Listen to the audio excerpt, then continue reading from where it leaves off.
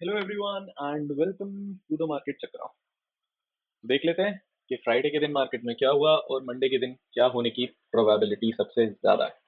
ठीक है, सबसे पहले तो क्या ही बोलूँ मैं, जैसा बिल्कुल हमने फ्राइडे के दिन डिस्कस किया था कि एक्चुअली थर्सडे के दिन डिस्कस किया था कि मार्केट में फॉल आया है, उसके बाद अभी मार्केट सीधा जो मूवमेंट करेगा ये वाला सपोर्ट जोन ब्रेक करने के बाद उसके बाद कहीं अगर रुक सकता है मार्केट, तो मैंने आपको जोन भी दिए थे, right. I give you two zones. Exactly वहीं से मार्केट ने सपोर्ट लिया और मार्केट वहीं पर कंसोलिडेट कर गया। ठीक है, अब देखो कुछ चीजें ना नोटिस करने लायक हैं, वो ये है। आप पहले ये देखो, अभी हम लास्ट 2-3 दिन से जितना भी देख रहे थे, तो हर बार मार्केट जहां पे कैंडल क्लोज करती थी उसके ऊपर ही क्लोजिंग दे रहा था। इसका मतलब पोस्ट मार्केट के जो कुछ 5-7 मिनट होते हैं उस मिनट में मार्केट ऊपर की तरफ जा रहा था, राइट। पर आज के दिन आप देखो, कैंडल ने क्लोजिंग दी है 24,038 पर क्लोजिंग हुई है 008 पर। ज्यादा डिफरेंस नहीं है, लगभग अराउंड दिस लेवल के अराउंड मार्केट ने क्लोज किया है। ठीक है, 008 यहाँ पे। ठीक है, but still it is a change from that perspective. ये चीज मैंने ऑब्जर्व करी तो मैंने बस आपको बताना जरूरी समझा। और दूसरी चीज, अभी आपको अगर कुछ दिख रहा है चार्ट पे, तो वो ये दिख रहा है कि मार्केट ने यहाँ पे एक बड़े टाइम फ्रेम पे एक हेड एंड शोल्डर टाइप का पैटर्न बनाया है। और वो हेड एंड शोल्डर टाइप का पैटर्न बना के मार्केट ने ब्रेक कर दिया। ब्रेक करने के बाद एक गैप डाउन ओपन करके मार्केट कंसोलिडेट करने लगा।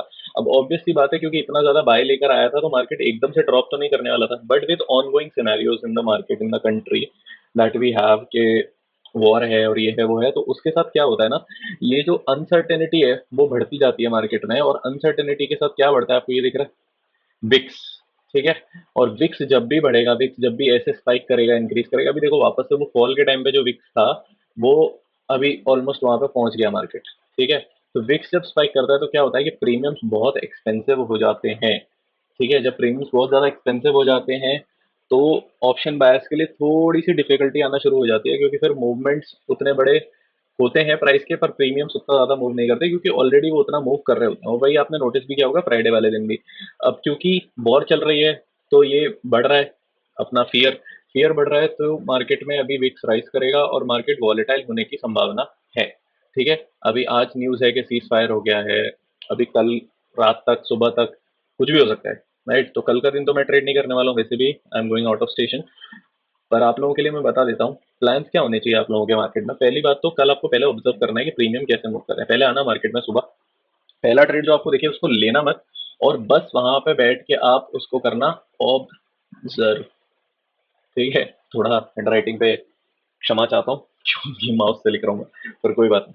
ठीक है, उसके बाद अगर मार्केट कल गैप डाउन ओपन होता है, गैप डाउन ओपन होता है, तो आपको वॉच करना है ये जो लेवल मैंने आपको दिया हुआ है इस पर मार्केट कैसे रिएक्ट कर रहा है। अगर मार्केट गैप डाउन ओपन होता है और सपोज करो यहाँ पर आता है, ये वाले लो को ऐसे निकालता है और उसके बाद यहाँ पर रुकता है प्राइस। ठीक है, प्राइस को वापस नहीं जाना चाहिए। प्राइस अगर रुकता है और रुकने के बाद अगर नीचे की साइड ब्रेकडाउन देगा तो बहुत अच्छा आपको ट्रेड मिलने वाला है। ठीक है, नीचे के साइड के लिए सीधा सीधा जोन है ये, दूसरा आएगा 23,800 के आसपास का जोन है, ये मिनिमम जोन, मिनिमम टारगेट है, ये कोई सपोर्ट्स नहीं है। ठीक है, बस यही कुछ लेवल्स ऐसे करके निकाल देता हूँ मैं, वो है। अगर मार्केट गैप अप ओपन होता है तो हम क्या देख सकते हैं, ये ट्रेंड लाइन आती हुई दिख रही है आपको। ठीक है, एक टच पॉइंट, दो टच पॉइंट, तीसरे टच पॉइंट पे मार्केट ने क्लोज किया। अब अगर गैप अप ओपन होता है, सब सपोज करो जरा सा गैप अप ओपन होता है, तो फिर नीचे के साइड हमें जो जोन दिख रहा है कि मार्केट नीचे से आगे फिर थोड़ा सा सपोर्ट लेने की अगर कोशिश करेगा, तो वो ये जोन रहेगा। ठीक है, क्योंकि यहाँ से एक्यूमुलेट करके मार्केट अगर ऊपर निकला उसके बाद ऊपर खुलता भी है तो थोड़ी सी बाइंग ऑब्वियसली इस जोन से यहाँ पे आ रही है, जो कि हमें दिखा था। एक अच्छा बाइंग आया, दूसरी बारी प्राइस आया, फिर बाइंग आया, फिर बाइंग आया, तो ऐसा कुछ नहीं दिखा कि मार्केट जैसे ही नीचे गिर रहा है वैसे लोग पैनिक कर रहे हैं और सेलिंग आ रही है। ठीक है, so that was the observation अभी तक। अब उसके बाद बहुत ज्यादा गैप अप खुल जाता है मार्केट, सिनेरियो हो सकता है बिल्कुल। ठीक है, तो ऑब्वियसली आप इस जोन पर, ये जो सपोर्ट जोन बना हुआ था ना इतने टाइम से, इस जोन पर आप देखना कि मार्केट कैसे कुछ रिएक्ट करके रेजिस्टेंस बनाने की कोशिश कर रहा है क्या, तो आपको यहाँ से एक दो ट्रेड्स मिल सकते हैं, बट ट्रेड केयरफुली करना क्योंकि बिक्स पड़ रहा है। चलो ऑप्शन चेल देख लेते हैं फटाफट से कि क्या चल रहा है ऑप्शन। तो 15 मई की एक्सपायरी है। ठीक है, 15 मई की एक्सपायरी है और ये वाला वीक थोड़ा अनसर्टेन ही होने वाला है एज पर वॉर सिनेरियोस। ठीक है, इतना जल्दी तो नहीं ये काम डाउन और ये सब चीज़ें होंगी शायद।